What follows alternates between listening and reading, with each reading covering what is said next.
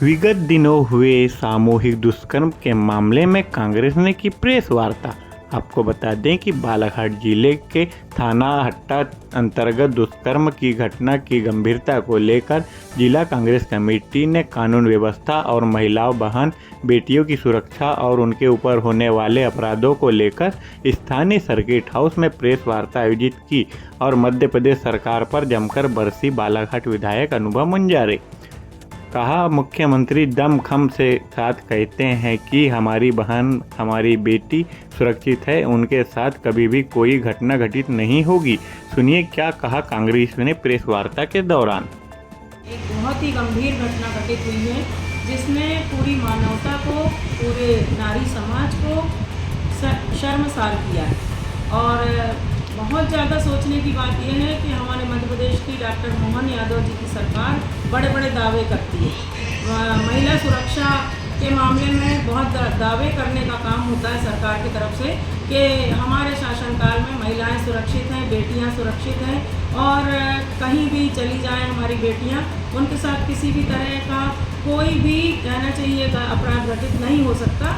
ऐसा हमारे मुख्यमंत्री जी बहुत दमखम के साथ दावा करते हैं। लेकिन हर बार हम देख रहे हैं कि माननीय मुख्यमंत्री डॉक्टर मोहन यादव जी के दावे जो हैं खोखले साबित हो रहे हैं। विगत दिनों जो हट्टा थाना क्षेत्र के अंतर्गत जो घटना घटित हुई है, आदिवासी समाज की हमारी 4 बेटियों के साथ सरेआम उनके सम्मान का खिलवाड़ किया गया, उनकी असमत लूटी गई और उसके बाद उनको इतनी दहशत में डाला गया कि वो थाने में रिपोर्ट ना कर पाए, अपने ऊपर हुए जुल्म जाति के खिलाफ वो आवाज़ ना उठा पाए। तो ये कैसा कानून है, कैसी व्यवस्था चल रही है सरकार की, ये हमारा एक सवाल है। अभी जैसा कि हमारे माननीय अध्यक्ष जी संजय उइके जी ने कहा कि उन 4 बेटियों में एक बेटी से बालिग है, बाकी 3 बेटियां जो हैं वो नाबालिग हैं और 4 बच्चियों के साथ, 4 बेटियों के साथ इतना जघन्य अपराध हुआ है जिससे हम सभी बिल्कुल हिल गए हैं, आत्मा हमारी दहल गई है। हमारे जिले में, बालाघाट जिले के अंदर ये घटना घटित हुई है। पूरे मध्य प्रदेश, पूरे देश की आत्मा इससे बहुत दुखी हुई है। मुझे बिल्कुल कहना पड़ रहा है कि कानून व्यवस्था बिल्कुल भी अच्छी नहीं है हमारे मध्य प्रदेश की।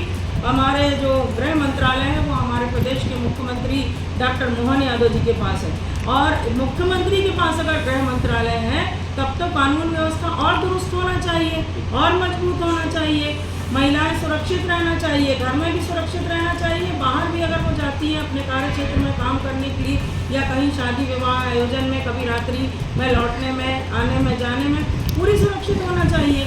तो मैं तो ये कहूँगी कि अगर गृह मंत्रालय फेल है तो पूरे मुख्यमंत्री जी ही फेल है और मुख्यमंत्री जी फेल है तो पूरी सरकार ही फेल है इस मामले में। तो ये बहुत गंभीर सवाल हमारा है कि क्या कर रही है हमारी सरकार। और रही सवाल हमारे बालाघाट जिले की कानून व्यवस्था की, तो मैंने पहले भी आप सबके माध्यम से कहा है कि हमारे बालाघाट जिले की कानून व्यवस्था बिल्कुल ध्वस्त है।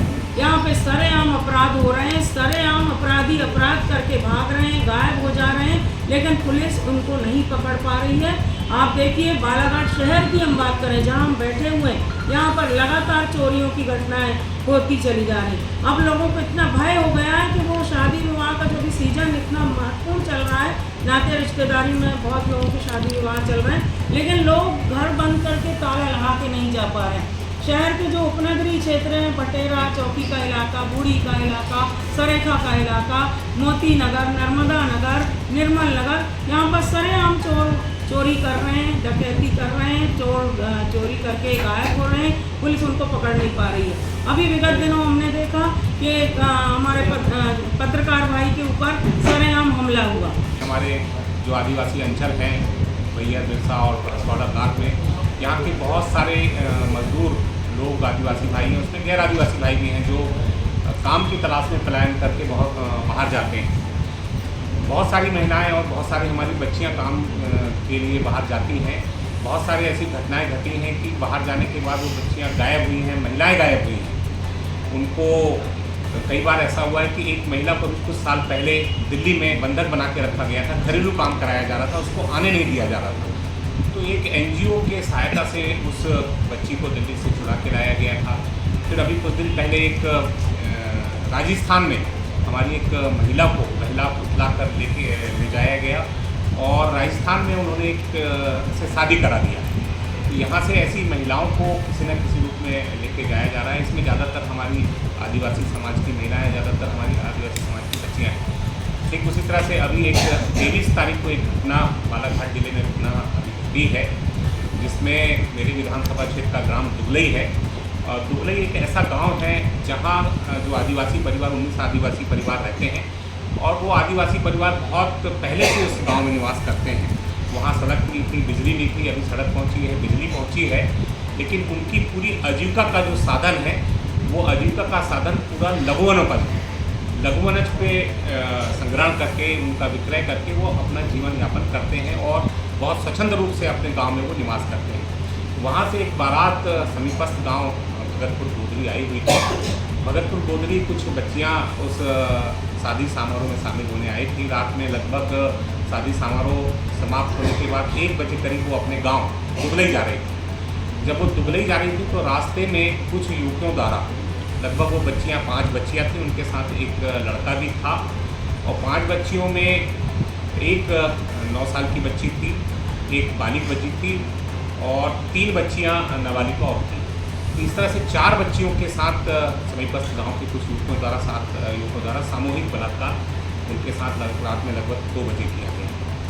और जो एक नाबालिग बच्ची थी, 3 नाबालिग बच्चियाँ थीं और एक जो 9 साल की उनकी बच्चियाँ थी, उसके साथ किसी प्रकार की कोई घटना नहीं घटी, लेकिन जो लड़का साथ में था उसको डरा धमका कर वहाँ से उनके द्वारा भगा दिया गया। जब बच्चियाँ के साथ एक घटना घटी, बच्चियाँ अपने घर में गए, जब अपने परिवार को बताने के बाद परिवार के लोगों को जब ये बात फैली, गांव में फैली, समीपस्थ जहाँ शादी विवाह समारोह था वहाँ के गांव में भी फैली, तो जिन लोगों ने ये घटना को अंजाम दिया था उनके परिवार वालों ने दूसरे दिन उस गांव में जाकर एक उनको प्रलोभन देने का प्रयास किया गया, उस मामले को दबाने का एक प्रयास किया गया। लगातार ये क्रम दिन भर चलता रहा। दूसरे दिन सुबह भी ये क्रम दबाव बनाने का कि किसी तरह वो मामला थाने का ना जाए, मामला उजागर ना हो, एक दबाव बनाने का प्रयास किया जाता रहा। लेकिन हमारे कुछ सामाजिक संगठनों के पदाधिकारी हैं जिन्होंने उसमें रुचि दिखाई, परिवार के लोगों को समझाया और उन बच्चियों को लेकर